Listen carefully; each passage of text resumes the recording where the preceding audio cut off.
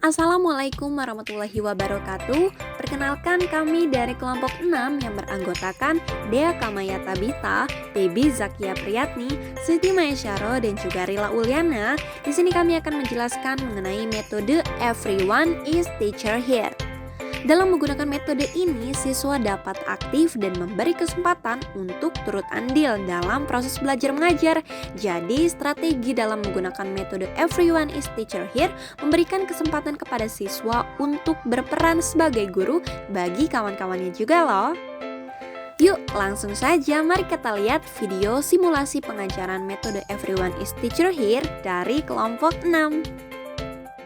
Assalamualaikum warahmatullahi wabarakatuh. Waalaikumsalam warahmatullahi wabarakatuh. Apa kabar teman-teman pada pagi hari ini? Baik, Bu. Oke, sebelum kita mulai pelajaran, Ibu mau minta satu perwakilan teman-teman untuk menyiapkan teman-temannya berdoa. Ibu minta Feby silakan siapkan teman-temannya berdoa. Menurut kepercayaan masing-masing, berdoa dimulai.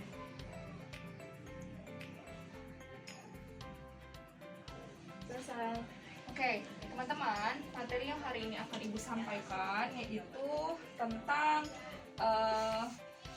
hal yang lagi kita alami saat ini. Pasti teman-teman sudah tahu apa itu COVID-19. Ya, COVID-19. Ada yang tahu COVID-19 itu apa? Virus pandemi. Oke, virus pandemi.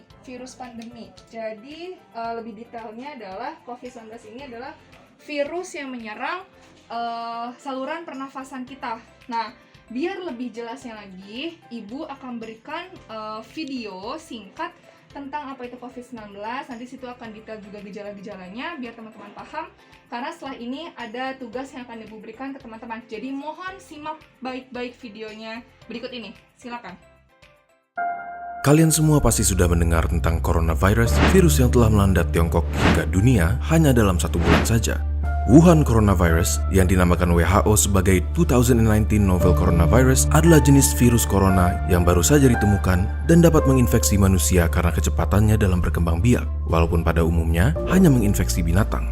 Terdapat 7 jenis virus corona yang dapat menginfeksi manusia. 2 virus diantaranya adalah virus yang kita semua kenal beberapa tahun yang lalu, yaitu SARS coronavirus dan MERS coronavirus. Termasuk novel coronavirus yang baru ditemukan, mereka semua adalah sekeluarga virus yang biasanya menyerang sistem pernafasan. Keberadaan virus yang baru dan misterius ini menuai banyak pertanyaan, dan dengan video ini kami akan mencoba untuk menjawab sebisa mungkin untuk meredakan rasa penasaran dan kecemasan kalian.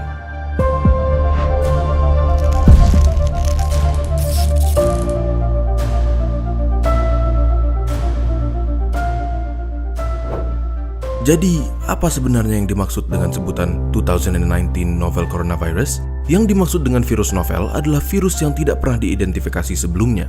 Oleh karena itu, informasi mengenai virus ini masih sangat terbatas. Virus ini pertama diidentifikasi di kota Wuhan, Tiongkok pada Desember 2019 dan dicurigai dimulai dari sejenis kelelawar, Chinese Rufous Horseshoe Bat, yang dijual di sebuah pasar seafood dan binatang hidup yang besar. Selain dapat berpindah dari binatang ke manusia, dapat juga ditularkan dari manusia ke manusia. Hingga saat penulisan kami pada 29 Januari 2020, ditemukan 6.095 kasus positif coronavirus, 9.239 kasus suspek coronavirus, dan 133 orang yang meninggal dengan tingkat kematian sekitar 2,2%, jauh lebih rendah dari SARS atau MERS. Kasus virus corona sudah ditemukan di hampir semua provinsi di Cina dan di banyak negara lain. Di Indonesia sendiri, sudah ada beberapa kasus yang dicurigai infeksi virus corona, namun beberapa menunjukkan hasil lab negatif dan yang lainnya masih dalam pemeriksaan. Tetapi, hal ini tidak menutup kemungkinan bahwa sudah ada infeksi virus corona yang belum terdeteksi di Indonesia. Kenapa?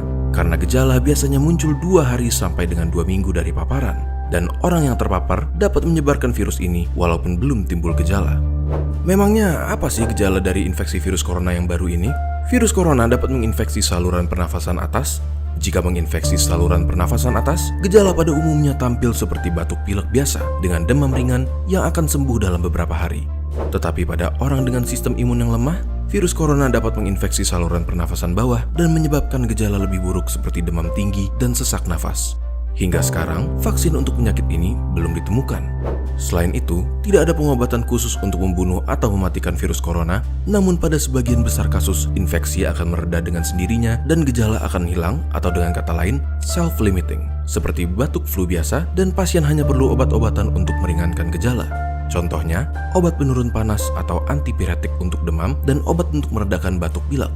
Lalu, bagaimana cara untuk mencegah penyebaran virus ini? Virus corona kemungkinan besar menyebar lewat droplet orang yang terinfeksi, yang tersebar terutama ketika mereka batuk atau bersin. Oleh karena itu, jika Anda atau seseorang di dekat Anda memiliki gejala batuk pilek, demam, atau sesak nafas, terutama jika mereka baru datang dari Cina dalam 2 minggu terakhir, kalian bisa menggunakan masker surgical dan ganti sesuai kebutuhan, sekitar 3-4 kali sehari. Tutup mulut dengan tisu saat batuk atau bersin, lalu segera buang ke tempat sampah dan cuci tangan dengan sabun atau hand sanitizer antiseptik. Sering-seringlah cuci tangan dan hindari memegang mata, hidung maupun mulut sebelum mencuci tangan. Center for Disease Control and Prevention atau CDC menghimbau untuk menghindari perjalanan ke Cina jika tidak perlu. Apabila kalian datang dari Cina dalam 2 minggu terakhir dan memiliki gejala seperti yang sudah kami sebutkan, segera cari perawatan medis dan hubungi rumah sakit yang akan kalian kunjungi mengenai kondisi kalian. Dan jangan lupa untuk memberitahukan riwayat perjalanan kalian ke Cina. Jangan lupa untuk bagikan video ini kepada mereka yang kalian sayangi supaya mereka juga tahu bagaimana cara menjaga diri dari virus corona. Nah, dari video yang tadi sudah teman-teman simak, pasti teman-teman sudah paham apa itu COVID-19, gejalanya, serta penyembuhan ketika ada pasien yang terkena sakit tersebut, juga pencegahannya bagaimana. Sekarang, Ibu punya potongan kertas. Nanti di sini Ibu akan minta teman-teman untuk menulis pertanyaan terkait video yang sudah tadi teman-teman lihat. Pertanyaannya itu boleh seputar kapan tadi misalkan COVID itu awal mulai terjadi atau gejalanya seperti apa. Nantinya pertanyaan ini akan digulung lalu akan Ibu bagi secara acak. Lalu teman-teman akan membacakan pertanyaan tersebut sambil dijawab. Gunanya adalah Ibu ingin tahu seberapa jauh teman-teman memahami materi yang tadi. Paham? Paham, Bu. Sejauh ini ada pertanyaan terkait tugasnya? Tidak, Bu. Oke, Ibu bagikan kertasnya, nanti teman-teman silakan buat pertanyaan tersebut ya. Satu lagi kurang ya? Nih.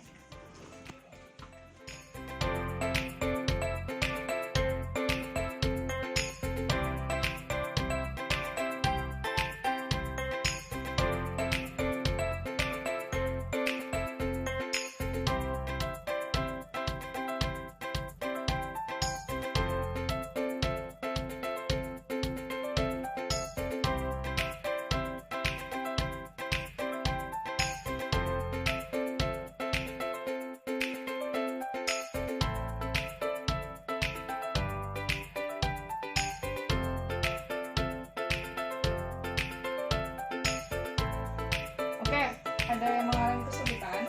Tidak, Bu. Tidak, Bu. 2 menit lagi ya. Bu. Di situ dikumpulkan, lalu kita acak secara random.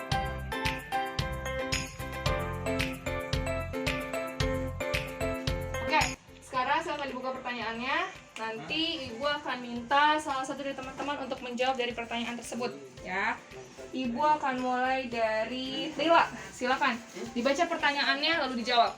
Pertanyaannya, pertama kali korban di Indonesia berapa dan apa gejala pertama yang kita ketahui? Oke, apa yang menurut Rila? Pertama kali itu ada 3 orang Mm-mm. di kota Depok. Gejala pertamanya itu kayak flu, Mm-mm. batuk-batuk sama lemas badannya. Oh, lemas. Oke. Ada yang mau menambahkan? Jadi menurut saya di usia seperti itu karena imun sedang turun atau rendah. Oke, Jadi- terima kasih. Ada apa lagi? Jadi sangat mudah virus terpapar pada usia tersebut. Oke. Kebetulan emang di Depok itu usianya udah ini ya kalau nggak salah ya, memang udah rentan juga ya. Jadi dia pas terpapar virus itu gejalanya emang lumayan terlihat. Makanya itu awal pertama kali heboh di Indonesia di daerah Depok. Oke, lanjut. Ibu mau atau ada yang mau mengajukan diri untuk menjawab pertanyaannya sebelum Saya. ditunjuk? Oke, silakan Dea. Pertanyaannya, awal mula COVID dari negara mana? Yang saya ketahui awal mulanya itu berasal dari Cina pada bulan Desember 2019. Awal penyebarannya itu dari pasar basah di Wuhan, diduga ditularkan dari hewan ke manusia. Hewannya itu kelelawar. Oke, ada lagi? Satu lagi. Oke, Feby, silakan. Pertanyaan dari teman saya yaitu untuk pencegahan COVID dengan berjemur, apakah mitos atau fakta dan jam berapa baiknya? Oke, jawabannya.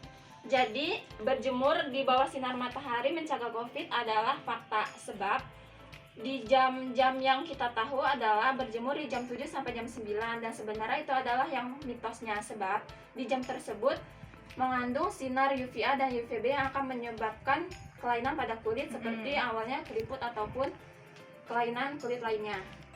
Dan yang baik adalah jam 10, sebab di jam tersebut mengandung vitamin E dan D yang akan mencegah virus COVID-19. Hebat. Lanjut terakhir, Ian. Ya, Dapat Bu. pertanyaannya apa? Pertanyaannya adalah, siapa saja orang yang rentan terkena COVID-19? Misalkan yang udah punya penyakit, terus lansia, dan bisa juga buat ibu hamil. Oke. Udah cukup pertanyaannya tadi dijawab oleh semua teman-teman di sini. Berarti sudah cukup paham ya tentang apa itu COVID-19? Paham ya sejauh ini ya. Nanti untuk materi berikutnya kita lanjut lagi di besok hari. Sekarang silakan dirapikan kertasnya, jangan dibuang sembarangan. Ya, rapikan. Nah, untuk sebelum penutup, Ibu mau menyampaikan lagi nih COVID-19 dari gejala yang tadi sudah teman-teman bacain dan pertanyaan-pertanyaan sudah teman bacain dan juga dijawab. Jadi COVID-19 ini emang itu waktu awal pertama kali ada di negara mana? Ulangi. Wuhan, China. Lalu untuk di Indonesia sendiri pertama kali ada di daerah mana? Kota Depok. Gejalanya sendiri itu apa? Lemas, Pintar. Lalu paling rentan itu menyerang usianya segimana atau yang Lansia. gimana? Anak-anak Pintar. punya penyakit bawaan, Pintar. Satu lagi tadi. imunnya kurang. Oke, berarti teman-teman sudah cukup paham ya. Sampai sini berarti materinya cukup tersampaikan dengan baik. Terima kasih banyak karena teman-teman sudah memperhatikan pelajaran hari ini dengan serius, Rila. Sebelum kita tutup, kita berdoa lagi dan Ibu minta Dea untuk menyiapkan teman-temannya berdoa. Sebelum kita sudahi materi ini, alangkah baiknya kita berdoa. Berdoa mulai. Berdoa selesai. Oke, akhir kata wassalamualaikum warahmatullahi wabarakatuh. Waalaikumsalam warahmatullahi wabarakatuh. Terima kasih semuanya. Terima kasih sudah menonton video dari kelompok 6. Semoga bermanfaat untuk kita semua ya. Wassalamualaikum warahmatullahi wabarakatuh.